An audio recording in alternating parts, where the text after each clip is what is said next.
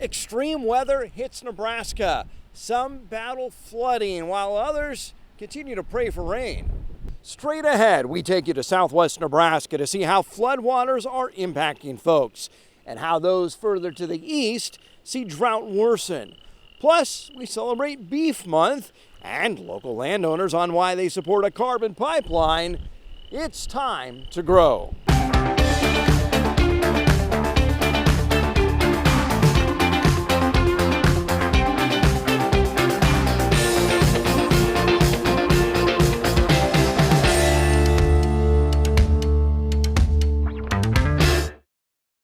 Welcome to Grow. The rains come down. Parts of Nebraska underwater in recent days. An area that had experienced wildfires and drought, now experiencing flooding. In McCook, flooded streets had drivers at a crawl. To the west, rushing waters forced Stratton residents to evacuate as they say water filled their homes. Jody, the woman who took this picture, says water levels got so high they reached her chest. That's when she knew she had to get out. 3 separate boats of local heroes stepped in to rescue 5 residents from 4 different homes. However, one was left behind, Jody's baby. For hours, she was distressed as she and her husband thought, because of the high water levels in the trailer, her dog Lily didn't make it out alive. Hours later, and a pair of waiters, a local who didn't want the credit, stepped up to see if the family was right. As he made his way through knee-high water, Lily's owner waited in anticipation to see what was to come out of that front door. Then, a break in the storm clouds for the family. Lily was alive and well and hiding in the back of the trailer. She was handed over to her dad. She's glad to see you. It would be sometime later before Mom learned the news. Lily! There's my girl! There's my girl!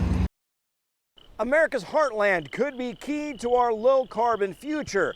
Now a proposed carbon capture pipeline may be getting closer to construction. As he makes sure the water will flow, Greg Grieving recently received what you might call seed money. There was a lot of neighbors around here that we talked. He says, might as well just sign up and take the money and run. He's among the Nebraska landowners getting a share of the money Summit Carbon Solutions has paid out. Compensated for land rights and prepaid damages to the tune of $33 million. That's money in landowners' pockets. The 2,000-mile pipeline will capture carbon from ethanol plants in 5 states and transport it to North Dakota to be sequestered. Grieving says he's on board because it will lower the carbon footprint of the local ethanol plant. We need to make sure our corn gets into the cars in California, so this is just one thing that I thought was a good thing to do. Nebraska regulates oil pipelines but has no state oversight of projects like this. As Summit goes county by county giving updates. It's been pretty quiet. We haven't had much in my area. Not so in other states. They seem to be leaning towards benefit rather than safety. Where landowners have raised concerns about property rights and safety. Merritt County does have some productive farm ground that could be impacted. They often grow seed corn here. That's a high-dollar crop.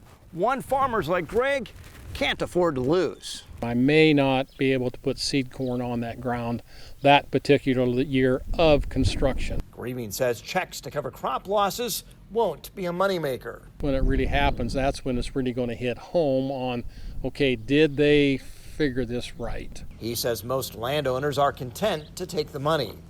We done the math and we signed it, and I guess we're going to wait and see what happens. These carbon capture pipelines putting eminent domain in the spotlight. Here's reporter Katie Koppel with more. I think eminent domain was put into effect for the good of the public. And I don't see this as, it's not a commodity that's going to be used by anybody. It's strictly a private corporation in it for the money to take the carbon credits from the government. Roger Schmidt is one of more than a dozen landowners and private citizens in northwest Iowa who are fighting to keep their land out of the hands of 2 liquid CO2 pipeline companies. Summit Carbon Solutions and Heartland Greenway's Navigator CO2 Ventures are working with landowners to agree on voluntary easements for the installation of the projects. We are doing everything in our power to reach out. And again, we spent hundreds of millions of dollars to economically solve these easements without ever having to talk about eminent domain. So at its core, we are truly disincentivized from utilizing eminent domain, such that it makes as much business sense to do as much as voluntary as is possible. Both companies are offering lucrative deals for access to private land, with a promise to have that land back in working order in just a few years. For those I spoke with at our Siouxland News studios, one of their biggest issues was the use of eminent domain for a project like this.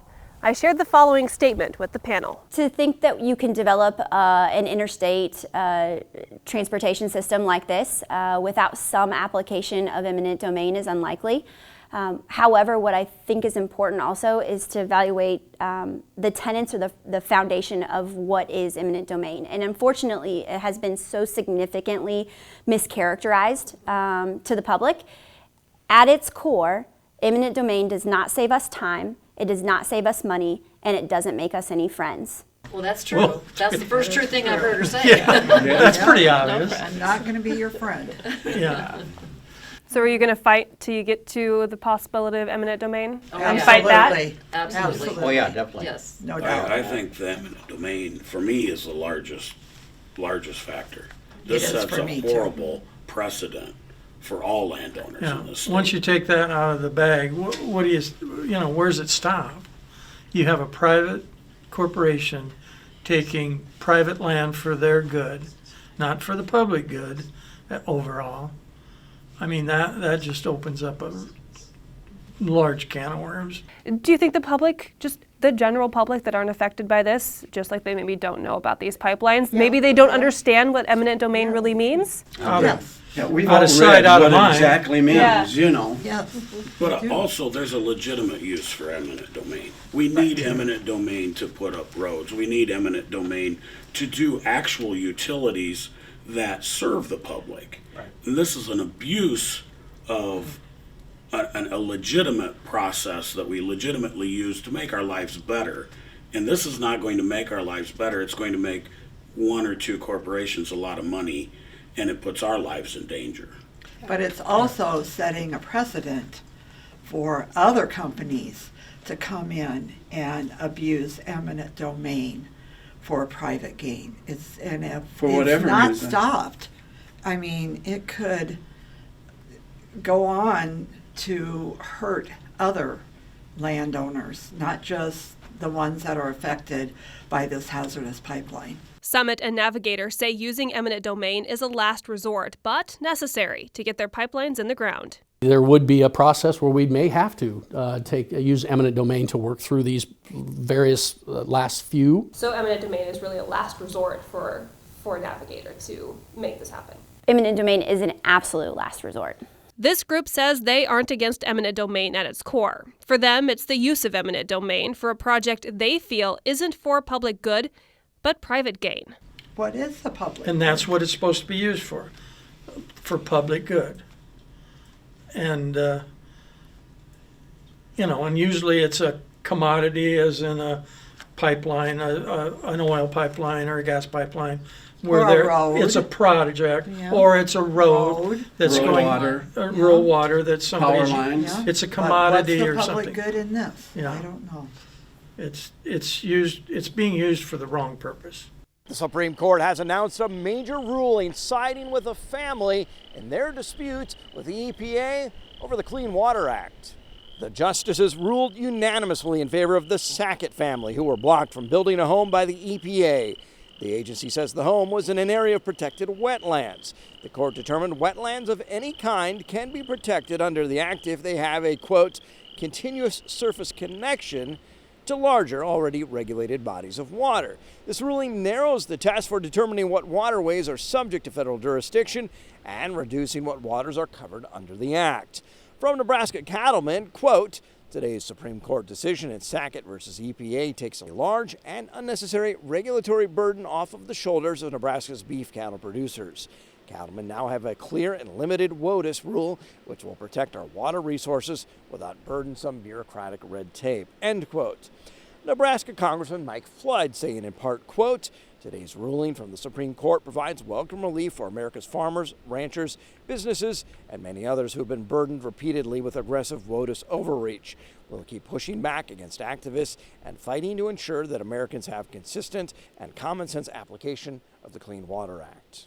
If you rely on AM radio to get market and weather updates, you're not alone. And now, an important update from automakers. Ford's CEO saying the company is reversing a decision to scrub AM radio after speaking with government leaders who were concerned about keeping emergency alerts often sounded on AM stations. The CEO says the company decided to include it on all 2024 Ford and Lincoln vehicles, and for Ford EVs without AM broadcast capability, Ford will offer a software update to restore it. The move comes after a bipartisan group of federal lawmakers, including Nebraska Senator Deb Fischer, introduced a bill calling on the National Highway Traffic Safety Administration to require AM in new vehicles at no additional cost. Senator Fischer reacting, saying, quote, "This is a good step in the right direction. Other automakers should also reverse course. Millions of Americans rely on AM radio for news, weather, and emergency alerts," end quotes, and catch much more on our website, Nebraska.tv. Later, we see how Nebraska is dealing with weather extremes, not just flooding, but drought. Up next, a conversation with the Nebraska Beef Council. This portion of NTV's Grow is sponsored by Acres Equipment, solutions for every field. Acres has what you need to get the job done. Very happy to have joining us today from the Nebraska Beef Council, Director of Marketing, Adam Wagner. Thank you for being with us today. Hey, you bet. Happy Memorial Day weekend. Yes, yeah. It's here before we know it. Yeah. I can't believe it. A couple years ago, you started a passport program. It's huge. It has grown in the last couple of years. Yeah, it really has. So this is our third year of the Nebraska Beef Passport program, and it's very similar to like your tourism passport, where we have locations across the state where people can stop in. This year we have 29 restaurants, and we also have 17 meat processors this year. So, you know, if you're somebody like me who loves those beef sticks, beef jerky, all beef hot dogs that you can get at some of these great little lockers that are out there, they're on the passport as well. So it's just a really great opportunity for you to be able to get out across the state and try some of those places that are maybe off the beaten path, maybe little towns they've never been to before, and enjoy some outstanding beef. So viewers that are listening and watching and like hungry right now to find out where these places are, it's easy to find, right? Yeah, it is. So it's really simple. The passport now this year, it's all on your mobile phone. We do have printed passports as well. So if you really are somebody who's into printed passports, you can have one of these. You simply go to goodlifegreatsteaks.org. Setting it up on your cell phone takes less than 30 seconds. I mean, it's really simple. An email address and a phone number is really all you need.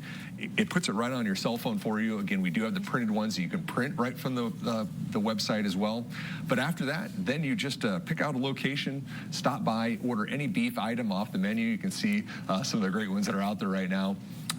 You'll get a code entered onto your passport. Those codes can earn you points, and then those points will win you prizes. Now, the best thing about it is that every stop you make is an entry into our grand prize giveaway for a $250 beef bundle. So lots of opportunities not to win just little prizes, but to maybe get a big prize. Win that, will you please? Yeah, sure. Our Grow Weather Outlook is next, and later we talk to producers who need rain. NTV's Grow Weather is sponsored by Acres Equipment, solutions for every field. Acres has what you need to get the job done.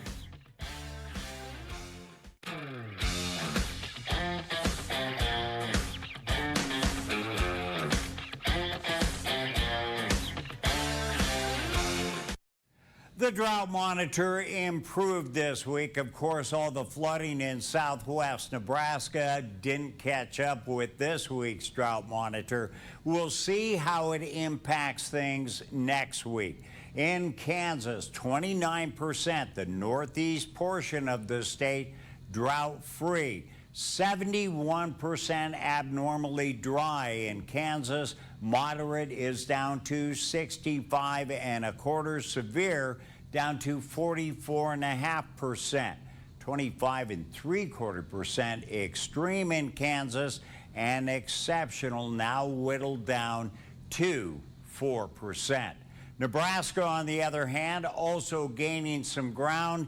2% no drought. The southeast part of the Cornhusker State still abnormally dry at 98%. 93.5% moderate in Nebraska, severe 47%, and extreme down to 7.5%. The exceptional drought not there this week. So that is good news and an improvement. As far as the Prediction Center and their June outlook for temperatures, above normal temperatures expected for kind of the eastern half of Nebraska, way above normal, the eastern portion of the state, kind of that northeast corner of Kansas in the same situation. Otherwise, the rest of Nebraska and Kansas will see normal as far as temps are concerned. Above normal precipitation, the western half of Nebraska and Kansas, normal precipitation, the eastern portion of both states. So finally, digging out of the drought as we see the 3-month outlook for temperatures above normal, kind of that southern part of Kansas, the western part of the state, and all normal temperature-wise for Nebraska except the southwest portion of the Panhandle. And then precip, normal precipitation expected for all of Nebraska except that southeast corner above, and above for the eastern 25% of Kansas, otherwise normal in the 3-month outlook. The week ahead, tomorrow, Memorial Day, a 30% chance of showers and storms, the same chances on Tuesday. Then we ramp up to 40% Wednesday, Thursday, showers and storms likely by Friday. Temperatures will be on the warm side, and with all this moisture, I would imagine it will be a bit muggy out there as well. Normal highs should be around 78, lows 55. Instead, we'll average around 85 for a high, and our low this week will average around 62. One of my favorite proverbs, a fly on your nose, slap it, and it goes. If it comes back again, it will bring a good rain. That is your Grow Report for this week. Join us again next time when once again it will be time to grow.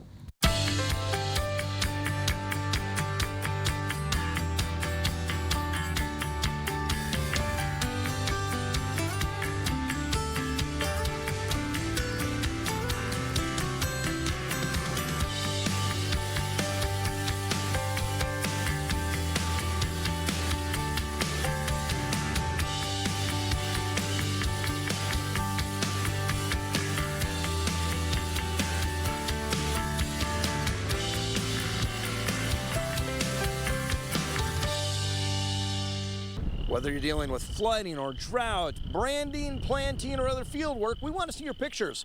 Go to our website, nebraska.tv, and chime in. While some battle flooding coming up, how others deal with a disaster in slow motion. It's a dusty, dry affair. As extreme drought continues to grow. Ag Outlook on NTV's Grow is driven by Cornhusker Toyota Honda, home of the Toyota Tacoma and Tundra trucks, and Nebraska's only dual Toyota Honda dealer. The farmer here seeing water in the creek for the first time in ages. He simply hasn't picked up any rain, while his in-laws are dealing with flooding. Until yesterday in May, As Zach Honeycutt gets flooding updates from family in southwest Nebraska, he just picked up the first meaningful rain in a long time.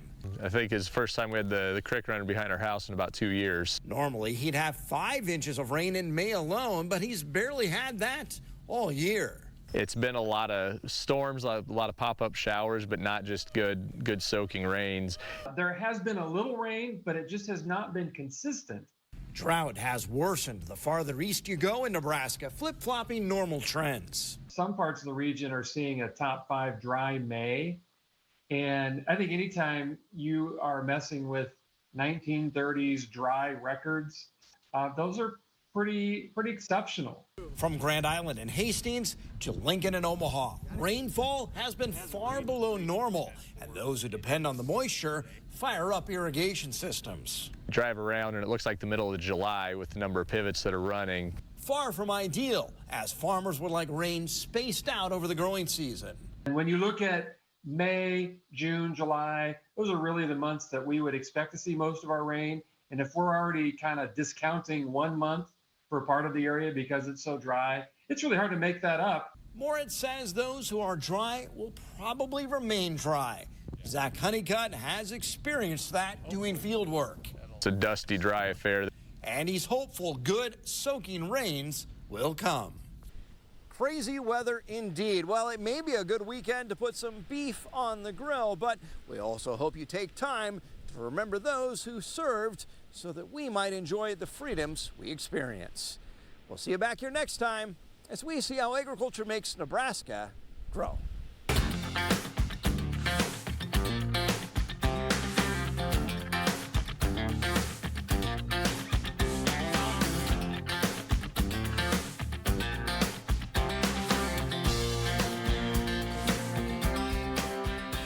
NTV's Grow is brought to you by Aurora Cooperative. Tougher together, Aurora and you.